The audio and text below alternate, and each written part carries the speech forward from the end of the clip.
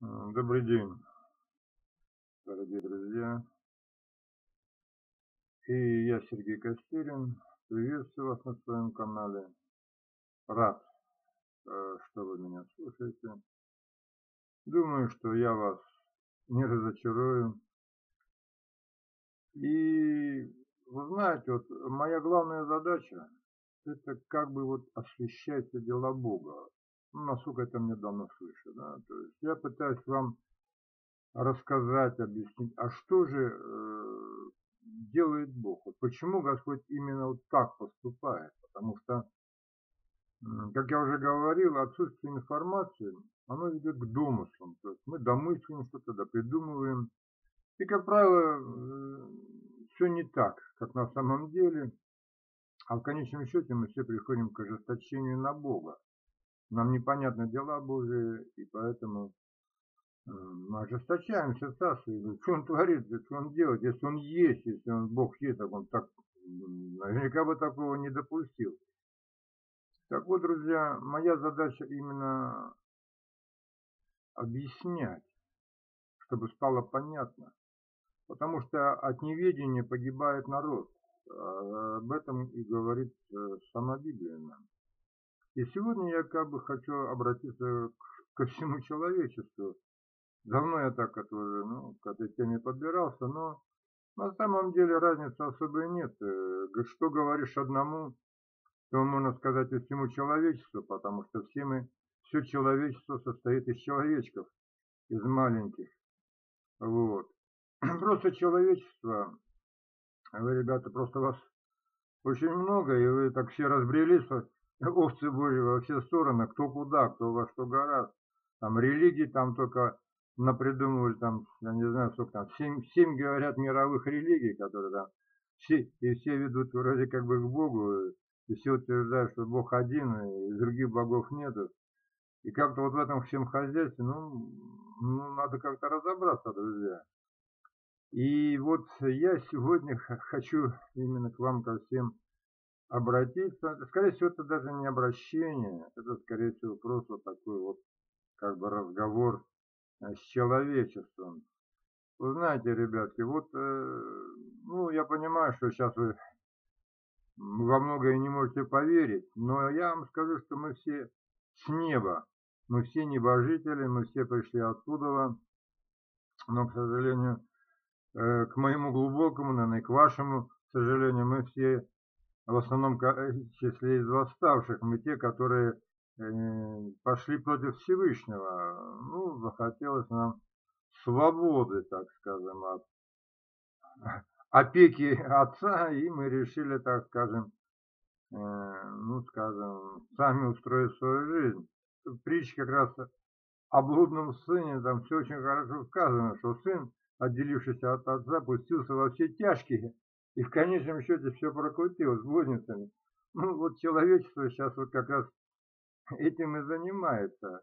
Мне иногда кажется, вы знаете, вот мы ходим, там в террариум ходим, там в зоопарке, и там за стеклом нам показывают, там змеи, там клубок змей свели, там жали друг друга, там скорпионы. Так я боюсь, что вот человечество, это тоже мы что-то типа террариума, где вот мы тут все в клубок свелись, там друг друга грызем, убиваем, там, насилуем. И, наверное, там этих ангелочков этих маленьких ходят, свыше, которые на нас смотрели, я говорю, смотрите, вот они не слушались папу, там, и вот смотрите, во что они превратились. Вы знаете, мы на самом деле чудовище, если сказать так, по вселенским масштабам. Это все равно, равноценно тому, что вот сейчас бы мы бы смотрели на каннибалов, которые там жрут друг друга, да? Каннибал, там страшно, как это даже трудно сказать. В животном мире такого нету, да. А вот тут каннибализм. Так вот, ребята, вот мы с вами и есть каннибалы по отношению к Вселенной. И, знаете, мы убиваем друг друга. Это уже все сказано. О нашем вот о нашей деградации, мы деградированы до невозможности. Мы убиваем себе подобных. И вся история нашего человечества, ее полистайте так немножко, посмотрите. Убийство, грабежи, насилие. Убийство, грабежи, насилие. А все же мы это идем такой ненасытимый все. Ну и масса других нехороших дел. Так вот, друзья, задача Господа это нас каким-то образом образумить. Всех. Вот всех нас, вот взять вот все человечество, там сколько нас сейчас, 7,5 миллиардов. Ну, вот все вот эти 7,5 миллиардов Бог хочет вернуть обратно. Вы знаете, однажды как-то со мной разговаривал Христос, и он мне показал, у него руки пусты, он говорит, сын мой, как ты думаешь, а может ли Бог быть нищим? Я говорю, ну, Господи, ну как ты же можешь быть нищим, а все богатство мира твое, да, и золото там, и бриллианты, и недры. Он говорит, так это не богатство, у Бога другое богатство, у Бога богатство это люди, это мы богатство. И понимаете, к сожалению, на данный момент земля приносит крохи. Урожай, как говорится, это самое желает только лучшего, потому что Бог, говорит, я нищий. И христиане, которые сейчас тут пытаются что-то, эту гору сдвинуть, просто так эти подвиги, так, это самое, действительно мало приносящий результат. Вот. Вы, друзья, хочу, чтобы вы поняли, что вот все назначение нашей земли, всей истории земли и нашей сегодняшней жизни, потому что, ну, человечество там, ну, ясно, прошлое поколение, они уже свое дело сделали, там, хорошее или плохое, они уже ушли. И будущие поколения, они еще не пришли пока. А вот мы сейчас с вами, как говорится, на гребне вот этой волны, мы сейчас с вами здесь. И мы сейчас, именно мы творим историю. И я хочу сказать, если нам всем, так скажем, включить наконец мозги свои, мы очень сильно могли бы изменить историю Земли. Но это надо действительно каждому, друзья, не кто-то там, а каждому надо включить мозги. Дело все в том, вот я сейчас буду освещать вам дела Господни, чтобы вы поняли, почему же Бог именно так ведет историю человечества. Почему же вот, ну давайте вот, ну, предположим, мы все как муравьи, труженики, мы любим трудиться. Сейчас вообще там ну, бизнес он поглотил всех, все заняты наживой денег. Главная мысль стратегическая человечества это сделать карьеру, заработать денег, забраться в какую-то там определенную вершину, ну там, экономическую, там, политическую, еще что-то, дорваться до так более-менее нормальной кормушки и прожить беззаботную жизнь. Вот. Но дело все в том, что планы Бога, они совсем другие.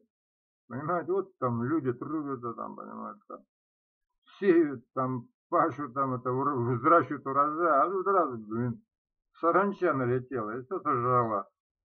А саранча, ну, Слово Божье нам открывает эти тайны, что мыши там, крысы, саранча там, все это все воинство Божие. То есть Бог напустил, все сожрали. Вот вам и потрудились. А что так, друзья, ну давайте, что так, Бог развлекается, что ли, над нами? Работаем, например, там, дома понастроили, тут ураган налетел, все, улетело все. Как так? Господи, а что ты делаешь?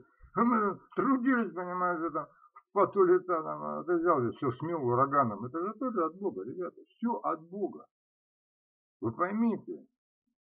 Вторая мировая, она тоже от Бога. Вы думаете, там, Гитлер сам с собой, там, между пальцами Иисуса Христа проскочил, что ли? Затевал безумные планы. Все, что происходит сейчас на земле, ребятки, это все рука Бога живого. Он допускает те или иные обстоятельства. И человечество должно разобраться вот в этой всей кухне и понять, а почему же Бог это допустил, понимаете? И я сейчас буду стараться вам помочь в этом разобраться, друзья. Почему Бог допускает ураганы? Почему допускает эти наводнения, которые смывают там, вместе с людьми там, эти сотнями, тысячами, десятками тысяч жертв, там, землетрясения? Это же Бог трясет землю, она же не сама по себе трясется. вулканы там и все прочее. Хорошо он нам еще комету не запустил какую-нибудь там величиной с Австралии. А когда все, хана нам, и все. И что будете делать, друзья?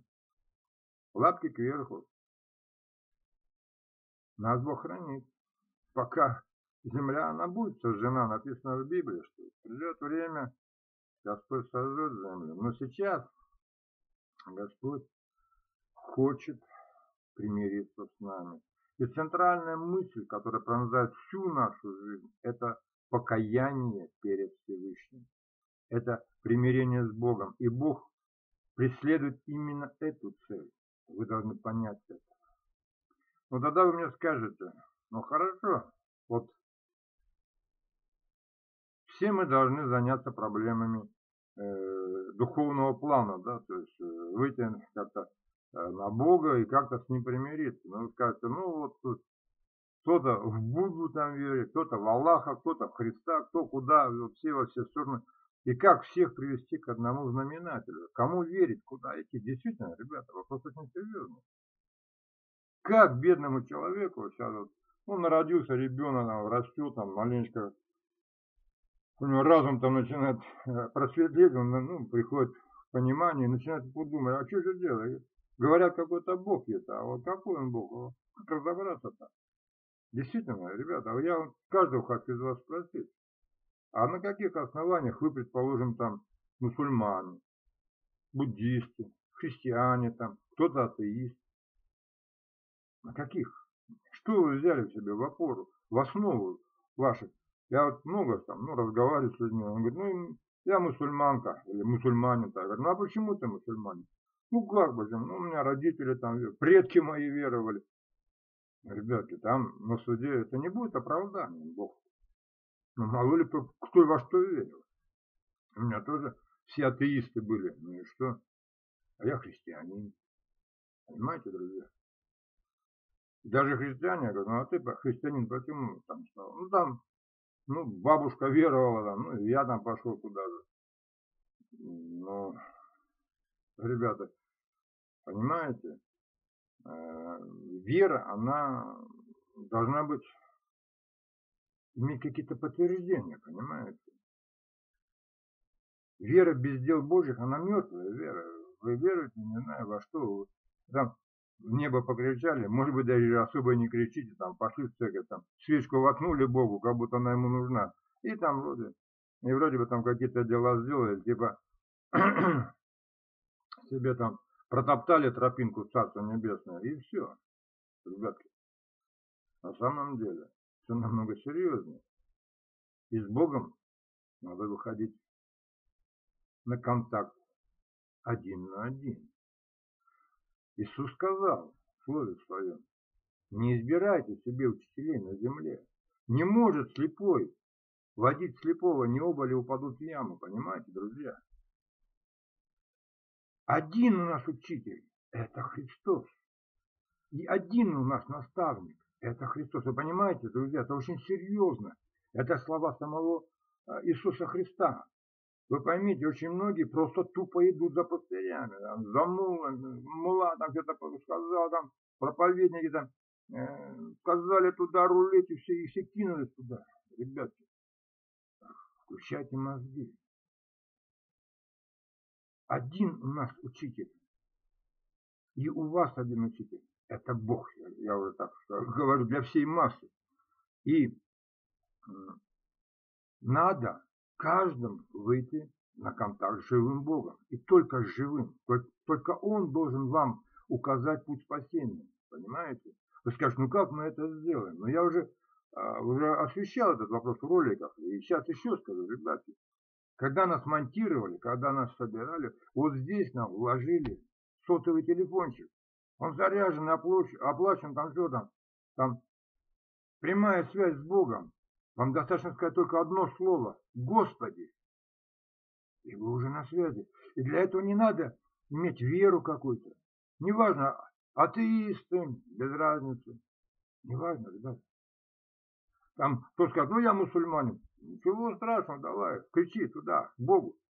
Господи, где ты там? Буддист там, или еще кто там, христиане. Я христиан только, ребята. Я скажу, в основном вы Бога-то живого Бога вы не знаете. Понимаете? На картинках видите нарисованного Христа, а с ним на контакт выйти многие не вышли. Понимаете? И я открываю сейчас всему человечеству, это секрет. У нас вот здесь монтирован сотовый телефончик. Позвоните по нему. Позвоните Всевышнему. Вы поймите, сейчас время такое, что Бог, Он работает только персонально. Тет-а-тет. Сейчас Иисус не будет выступать по телевидению, понимаете? И не станет перед всем народом говорить, ну вот он, я Бог, давайте, там вот теперь вы можете веровать. Придет время, второе пришествие Иисуса Христа, но Он явится на облаках небесных, открыто с ангелами. То есть мы и увидит его всякое око, да, все мы его увидим, и восплачут те, которые его, значит, пронзили, евреи там, римляне там. Все человечество тогда заплачет, когда увидит Иисуса Христа на небесах. Поэтому, когда вы сейчас слышите, вон там Христос там появился, там Христос появился, не верьте, Бог говорит, не надо, никому не верьте, что они там где-то в потаенных комнатах. Нет, Христос явится открыто. Но сейчас, в данный момент, Бог работает только персонально. Не будет этих открытых явлений, Он не будет являться сейчас. Почему? Вы скажете, ну а почему Бог так себя ведет? Я еще раз повторяюсь уже. Мы некогда восстали на Всевышнего. Мы сказали, Господи, Ты не нужен нам больше, мы без Тебя обойдемся, мы сами будем рулить, жить как хотим. И Он скрылся от нас сейчас. Он есть, но Он скрыт, Он балансирует сейчас между явью и неявью. И Он только вам персонально явится, и все. И вы будете там, предположим, кто-то скажет, ну хорошо, я буду добиваться, да. И вы будете молиться и кричать, Господи, я вот обращаюсь к Тебе, там такой-то вот. Ответь мне, пожалуйста, Господь, и Бог тебе ответит. Но голубица там, лежащая у тебя на груди, жена твоя, она этого не знает. И представьте, вы просыпаетесь утром и говорите, слушай, супруга-то, там Христос разговаривал. Не надо начнет так заботливо смотреть в глаза тебе, так щупать тебе лобик, там, что у тебя там, ничего там, не шутил, там, как Вася, ты там, все нормально у тебя там ролики с шариками, там, никак, ничего, да. Поймите, друзья, это мы все проходим. Я сейчас понимаю, когда говорю, ребята, общение с Богом простая вещь. Обратитесь, Он вам ответит. Как, ну вот, еще один там это. Бога видит, собрался, он с Богом напрямую общается. Вот. Но дело ведь, видите, в чем, ребятки. Я вам говорю то, что сам проходил и что сам прошел. Воззовите Господа, и Он вам ответит. И неважно, кто вы там, какими там орденами, медалями, там, неважно. Володя Путин, наверное, смотрит меня. Володя, там, позвони по этому зотому Господу, Он тебе скажет, всю правду откроет тебе. Проблема это, видите, ну, многие скажут, ну, так у нас вон ездят, пастыря там, это, священники там, они нам тарят это, дорогу там, это туда, в Царство Небесное. Я, ребята, я вам скажу, ребята, давайте там, ну ладно, коснемся христианства. Ну, вроде бы правильная религия, там все, да, действительно. Господь, значит, у нас действительно с христианства. Ну давайте посмотрим внимательно. У истины есть одна особенность, знаете. Как-то однажды я у Бога спросил, я говорю, Господи, а что ты только одну Библию написала? Больше же нету там, Писание-то Божие, да. И мне Бог сказал, знаете, что мне сын мой, истина одна, я не мог написать много книг. Лжи много, поэтому дьявол тут нацарапал много всякой литературы, всяких учений в мир в это вбросил, как говорится. А Бог написал только одну Библию, и все. Потому что истина, друзья, она одна. Истина – это то, что есть на самом деле. И если ты там сейчас ходишь, ну скажешь, ну я мусульманин, и что мне делать? Я скажу, ну и что ты мусульманин, друг, позвони Господу и иди за истиной, а не за тем, куда ходили там твои предки там, или родители твои. Иди за Богом, иди за истиной. Постучи в эти двери. В конечном счете, Там на суде будет мнение Бога решающим, а не твое собственное. Вы знаете, что сейчас ад, как мне сказал однажды Христос, он говорит, в аду там сейчас все искренние люди. Весь ад забит самыми искренними людьми, которые искренне верили, что Бога нет. Да, они действительно в это верят. Они верили, что это все ерунда. Они верили, что после смерти ничего нет. Они верили во все это, друзья. И благополучно ушли в ад. Иногда, может быть, я вопию, говорю, Господи, мы не знали. Он скажет, а что ж вы не искали, ребята? Я хочу сказать, друзья, всем, кто живет сейчас на земле, вот это вот, прямая связь с Богом, это великая привилегия только живущих на земле. Там такой привилегии уже не будет. Это сейчас, пока вы здесь на земле стоите двумя своими ножками, вы можете возопиять к Богу, и Бог будет с вами иметь контакт. Он будет с вами разговаривать, Он будет вам объяснять, Он будет вам говорить, только вы уже, пожалуйста, идите.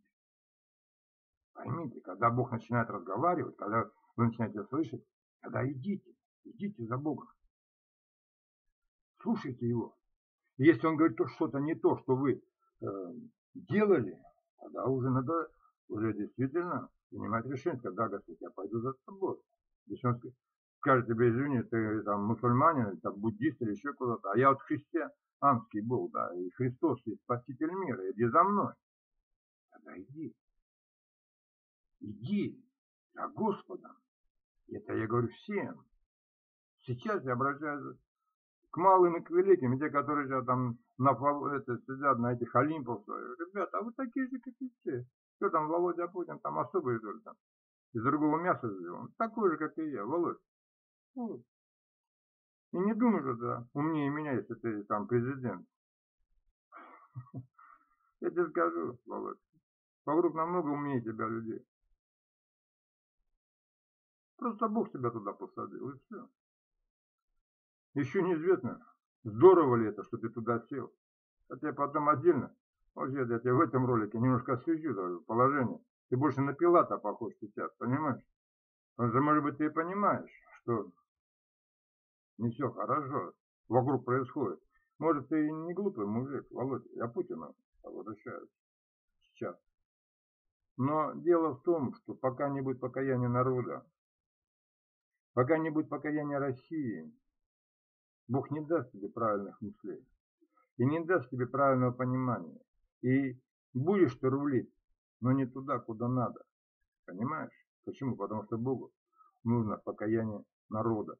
А вершинку, вот эту верхушку власти нашей, и всех этих олигархов, вот это там сидят, он их просто использует как орудие. И ты только всего лишь наше орудие Божие, которое Бог использует для того, чтобы люди ужаснулись, смотря на это дело, и начали искать, где же живой Бог настоящий. У него все хуже и хуже становится, потому что не туда рулим-то, опять не туда идем. Чтобы люди начали искать настоящего царя. Настоящего, который знает, как это все делать. А настоящим царем, Володя, является только Христос. Ты правильно там говоришь об этих вещах. Но даже если ты понимаешь происходящее, узнаешь, вот когда Пилату привели Иисуса, да, и когда Иисус ему сказал, что он есть Сын Божий, то Пилат напугался. Да, он испугался. Он понял, что попал под раздачу. Он понял, что что-то куда-то он не туда попал. Уже дела-то пошли не те, которых он разбирал раньше. Он Сына Божьего перед собой видит. Он это понял. И он попытался его спасти. Но планы у Бога были другие, да. И как там Пилат руки свои не умывал, как там перед народом не говорил, что я не виновен в крови этого праведника, он все равно его отдал на распятие, потому что это была воля Всевышнего. Так Бог хотел, понимаешь? Никто не может противиться воле Всевышнего. А ты никогда, Володя, не задумался, а почему так Иисуса избили? Ну, приговоренного к смерти, зачем бить-то? С ним еще распяли 2 разбойников, но мы нигде не написано, что они там были в хлам избиты, там паче всякого человека был обезображен лик Господень, да? Почему так избили? Это все очень просто. Пилат хотел как-то спасти Христа. И он думает, сейчас его изобьют до полусмерти. Может быть, народ пощадит его и скажет: о, не, что-то мы тут не то делаем, ладно, давайте его пощадим. И он отдал Иисуса на биение, да. Его избивали там в хлам, вообще это. Там месиво, ты знаешь, что у Бога не было лица. Оно было просто в месиво избито. Его тело только, наверное, Бог и мог перенести такое избиение. Но Пилат хотел его спасти. На самом деле он исполнил волю Всевышнего. Богу надо было, чтобы вот так его избили. И римский воин проткнул копьем сердце Иисуса Христа. Они перебили ему голени, как они обычно делали с повешенными на крестах. Не знаете, зачем голени перебивали, да? Ну, чтобы быстрее умирали, они же там на ногах маленько приставали, там же задыхался кто-то человек. Они приставали маленько на ногах. Разбойника многие перебили, да, а Христу пронзили сердце копьем. Это сам Бог пронзил. Воина подвел, отец подвел воина, и отец, в принципе, пронзил сердце сына. А зачем? Да, очень просто, друзья. Чтобы показать миру, что Иисус умер настоящему.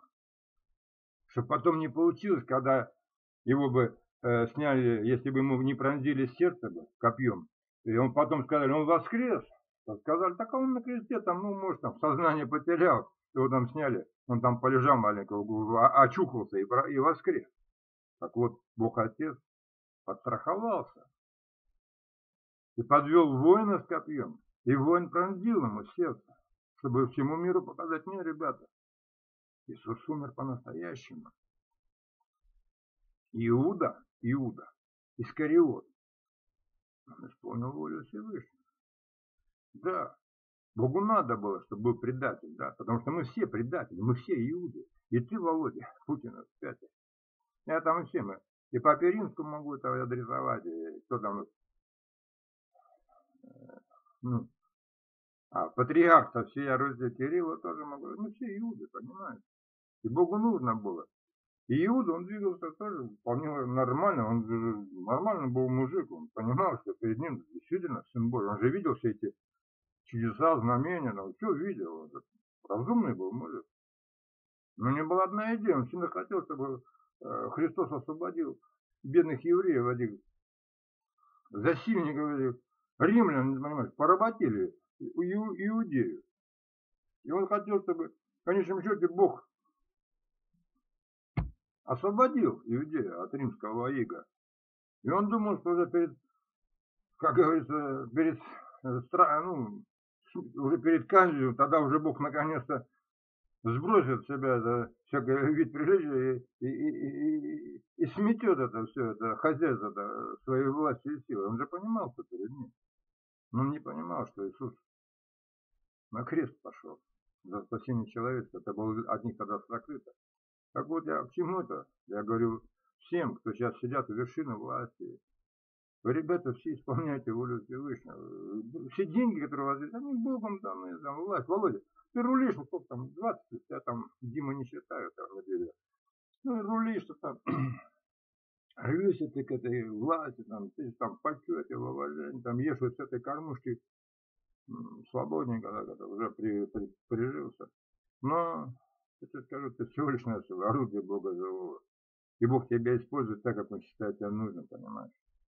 А я за тебя каждый день перед Богом молюсь.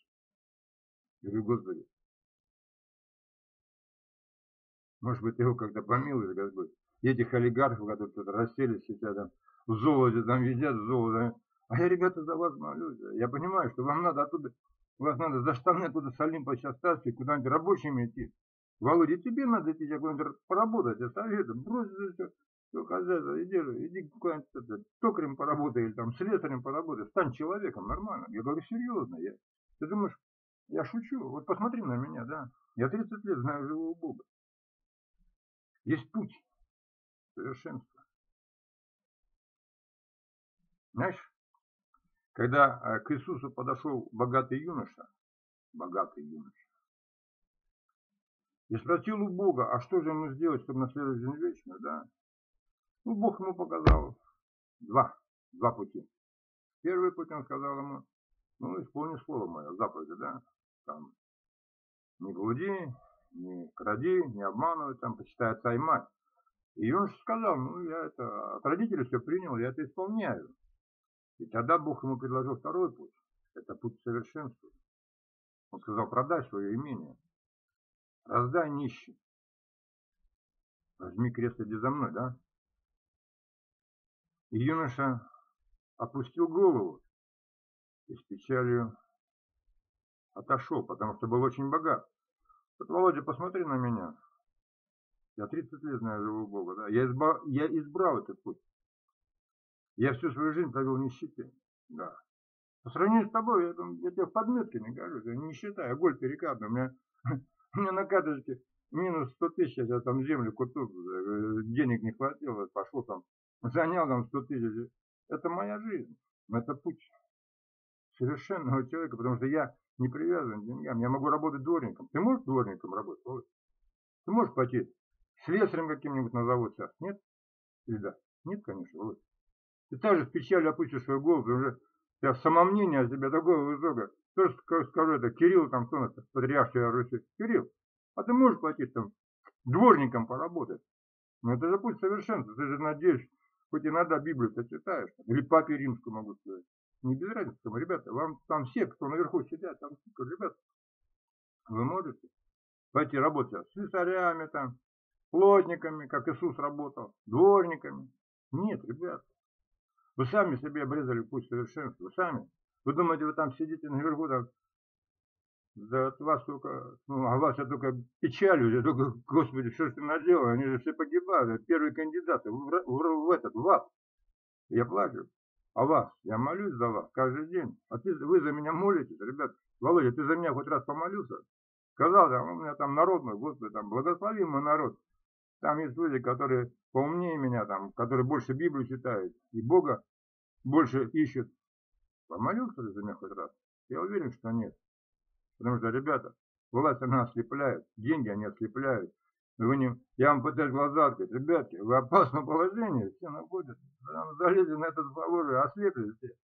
Я кандидаты там на погибель, к сожалению. И вот вы же мои братья, вы все равно же мне родные. Я же понимаю, что все ангелы, мы все ангелы Божьи, мы все оттуда пришли.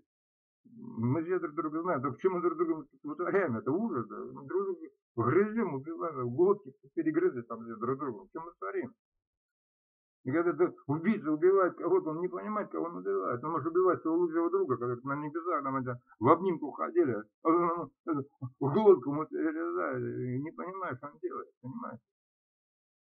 Мы все братья, ребят. И что творится на земле, это ужас. Нас показывают там, наверное, там, на небесах, показывают, говорят, смотрите, к чему приводит свобода. Это фильм такой, наверное, все смотрели, когда всех преступников на один остров сослали, там, кинули им там связку с ключами, чтобы они кандалы с себя сняли. Еще они там начали творить, как они друг друга месить, там, это, убивать, грабить, там, это, потом жрать друг друга начали. Так это мы, ребята. Вот земля, это есть тот самый остров, на который нас преступник, мы же преступники, уголовники.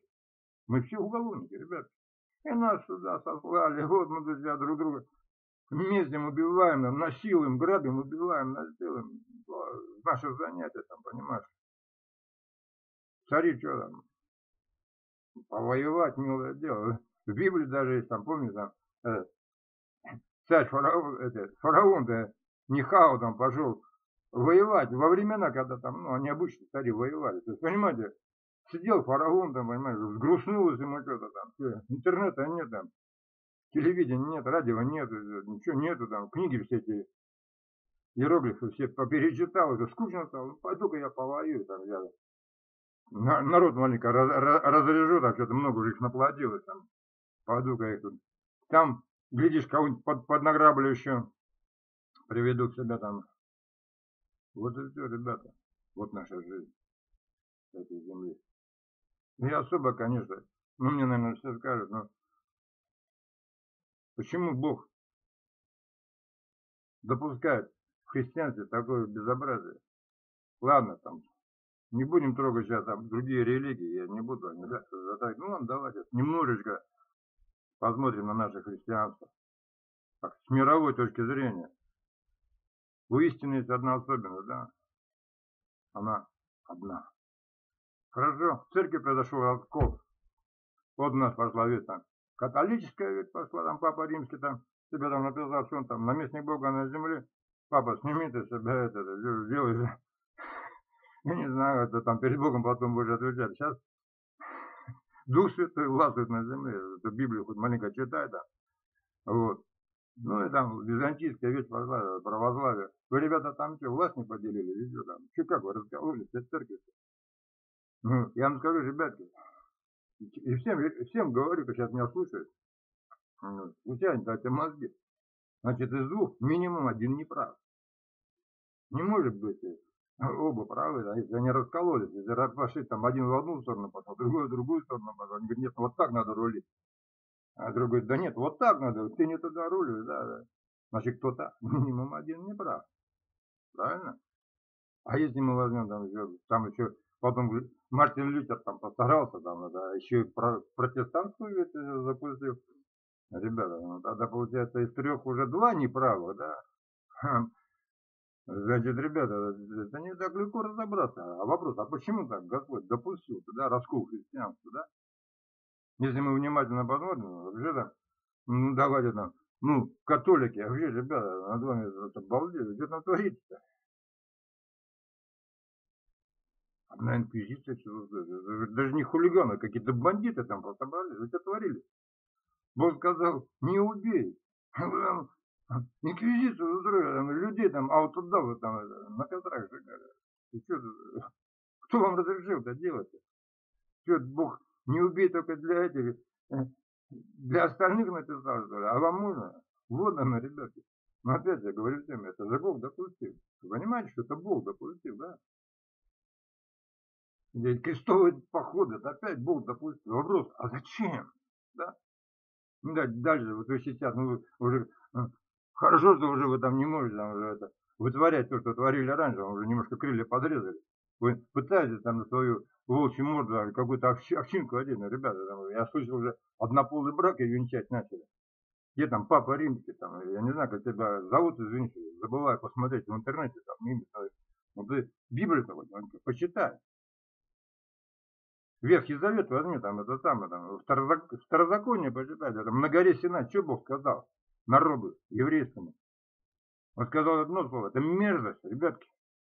Вы что думаете, за 3500 лет Бог передумал? Кого я, что-то я, ребятки, погорячился. Не, я вам там разрешаю, там, творите, что хотите. Да нет, ребята, Бог остался, он не изменяется. Он ничего не поменял. Это все мерзость. Ребята там, кто сейчас увлекается эти самые, однополой любовью, там, остановитесь, безумствуйте перед Богом-то. И церковь скажет, вы что, вы куда рулите-то?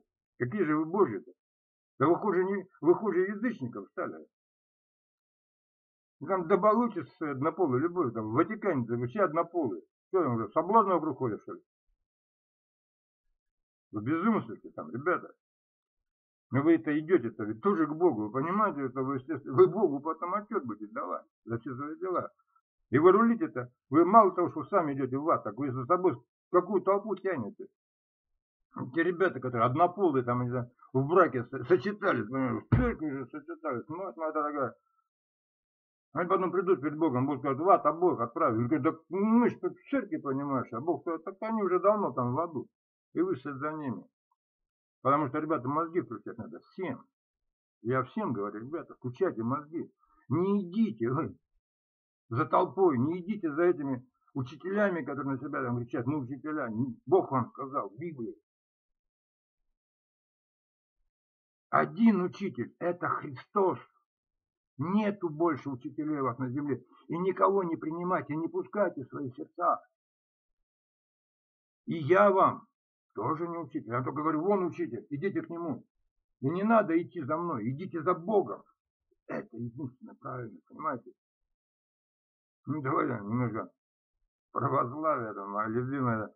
Ну, понятно, что там, конечно, они не такие кровожадные оказались, как католики. Но если Кирилле хотел задать вопрос, Кирилл, а там, ты не знаешь, почему в 17 году, 1917 году, Бог допустил этих коммунистов к власти? Никогда Бога не спрашивал.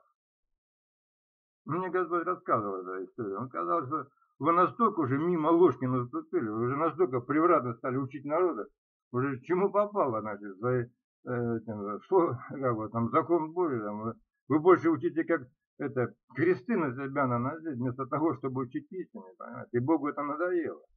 И он просто взял, допустил туда атеистов, коммунистов, для чего? Для того, чтобы вытравить из сознания людей всю эту мешанину и блевотину, которые там пустили в народ Божий. Бог пожертвовал народом, поколением, Иисус сказал так, целым поколением пожертвовал Бог, допустив коммунистов к власти, чтобы стереть вот это вот из сознания людей. Ты возьми там написанное, да, по написанному написано писать-то невозможно, да, надо сначала чистый листок иметь. Так 73 года Бог коммунистов держал у власти, через коммунистов дал всем грамоту, чтобы все стали грамотными. Потом смел коммунистов Господь. И потом открыл, это Господь открыл двери, границы открыл. И хлынула литература правильная в Россию. Это Библия, это в первую очередь, конечно, это Новый Завет. Это вот там. И Бог скажет ему сейчас, говорит, ребята, возьмите, читайте хотя бы. Новый Завет, там все написано, как правильно. Читайте, я каждому говорю, ребята, читайте. Читайте Библию, Новый Завет возьмите, там все написано, там Иисус сказал, как с Ним связаться. Там Он сказал, нет у вас учителей на земле, один учитель, как Христос. Там Он все сказал, как правильно спастись. Мерилом в вашей жизни должно быть. Что? Совесть. Она от Господа. Всю свою жизнь вы должны сверять. Христианин настоящий тот, кто живет по совести, ребята, а не тот, кто себя назвал христианином. Нет. Баба один, там, и это все ерунда, ребята. Смотрите, как они живут. И ужасайтесь, какие же они христиане, если они поступают не по истине, не по правде, и не по совести, а в совести записано ответ, ребята. Вот вы, каждый, сверяйте свою жизнь. Володя Путин, ты видишь меня? К совести своей обратись, там посмотрите, от совести там все тебе скажет. Она тебе покажет, как правильно поступать. На крайняк ты увидишь, где ты кого обидел, где ты еще не так сделал. Я больше скажу, ребятки, которые там наверху сидите, вы знаете, что вы за все будете отвечать перед Иисусом. За все эти деньги, которые вы имеете, за все эти богатства, за все эти заводы, за людей, которые на вас работали, вы за каждого ответите перед Иисусом. И Бог спросит, а ты поступал с ними честно? А ты поступал с ними поистине? А ты поступал с ними поистине? И тебе, Володя, скажу. И тебе, патриарх, там, сия Руси, а ты поступал поистине с людьми? А ты правильно учил, а ты по совести поступал. И папе Римскому, и всем остальным скажу, которые сейчас вот меня, возможно, слушают. Кто в монастыре разрушал храмы? Я хочу спросить того же Кирилла. Кто? Я скажу тебе, Христос. Потому что Он руководит всем миром. Он царь царей, Господь господствующий. И однажды Христа спросил, я говорю, Господи, ну что ты храм-то стоит взорвал? Христа Спасителя-то. Там купальню сделал, понимаешь. И Бог мне ответил, Он сказал, я не живу в каменных зданиях, меня там нет, я живу где? В человеках. Вот храм Бога живого, это человек. Бог живет сейчас в человеках, друзья. Он не живет, и не ищите вы его ни в каких там церквях, ни в каких там храмах. Нету там Бога. Он в сердце вашем живет. Там, туда. Покричите туда. Закричите к Господу. И Он ответит вам. Именно вам. Я вам даю совет, который спасет вас всех. И не смотрите сейчас, какой вы религии. Не смотрите сейчас, в какую церковь вы ходите. Не смотрите сейчас, чем вы занимаетесь. Там, атеист или кто. Бог тебя услышит. Найди в себе времени, желание обратиться к Богу живому. И ты будешь спасен. Я знаю, что сейчас Христос меня так, наверное, пальцем грозит, так, хулиган. То есть, но я скажу вам, ребятки, приступите к Богу живому. Скажите, Господи, я там такой-то, такой-то, Володя Путин, там, обращаюсь к Тебе, к живому Богу, говорю, Господи, открой мне путь спасения. Покажи мне, Господь, как правильно. Я буду поступать. Открой мне, Господь. Не погуби меня, Господи. Не дай мне погибнуть. Я обращаюсь к Тебе, Боже. Я кричу к Тебе, Боже. Я на Тебя надеюсь. И я, Господь, верю, что Ты меня спасешь. А если я что-то сделал не так, Господи, то тогда не суди меня. Я кричал Тебе, но Ты не ответил мне. Я понимаю, сейчас Господь, наверное, так говорит, ну, Сергей хулиган там, понимаешь, на Бога вину сваливает, да. Но я же ваш, ребята, я человек, я прошел этот путь земной. Я такой же грешник, как и вы. Я хочу вас спасти. Да, переложите ответственность на Бога. Вот, ну, пусть это грубо звучит, но скажите, Господи, на Тебя все положил. Спаси меня. И тогда Бог уже, в любом случае, там, у вас было там 10 ангелов рядом, 20 пошлет, они начнут вас крушить, там, в бараньи рога, там, вас выворачивать начнут, и они будут вас вести к спасению. Но тогда внимательно смотрите на свою жизнь. Болезнь – это от Бога. Все от Бога, вы понимаете? И когда вы заболеваете, это Бог вас вызывает на аудиенцию, говорит, ну давай поговорим. Болезнь – это первый признак, что ты делаешь не так. Это будет отдельно, я потом уже смотрю, уже много наговорил. Ладно, я сделаю отдельный ролик по исцелению, да. А сейчас, друзья мои, я вас всех благословляю. Я ко всем обращаюсь. Беда церквей, всех церквей, в том, церквям не нужен живой Бог.